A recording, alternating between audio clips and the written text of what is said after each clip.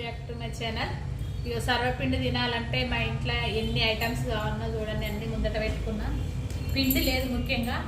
ఇప్పుడు పట్టించుకొని వచ్చి ఇక అందులో కొత్తిమీర, కరివేపాకు, ధనియాలు, ఉప్పు, కారం, సోరకాయ కంపల్సరీ వేస్తా, టేస్ట్ ఉంటుంది. మీరు ఎప్పుడన్నా వేయకుంటే వేయండి. ఇది కొంచెం మంచిగా సన్నగా తురిమి వేస్తే మెత్తగా మంచిగా టేస్ట్ వస్తుంది. క్యారెట్ కూడా వేసిన, పప్పు కూడా వేసిన. ఇవన్నీ వేసినాక గుర్తుకొచ్చింది వీడియో తీయాలని. ఇవన్నీ కలుపుతున్నా, నేను పెట్టినాక చూస్తే మంచిగా వస్తుంది.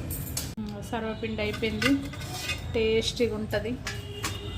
పెద్ద గిన్నెలు అయిపోయింది.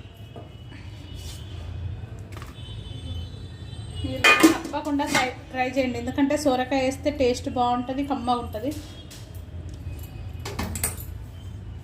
సర్వపిండి పెట్టినప్పుడు పైన నీళ్ళు ఎక్కువ పోస్తే ఇట్లా బాగుంటుంది, టేస్ట్ ఉంటుంది, కమ్మగా ఉంటుంది.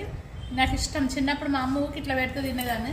ఇప్పుడు నా తర్వాత మా చిన్న కొడుకున్నాడు, కావాలని నీళ్ళు పోయించుకొని ఇట్లా తింటాడు. మీరు కూడా ఒకసారి ట్రై చేయండి, ఎంత కమ్మగా అంటే టేస్ట్ ఉంటుంది.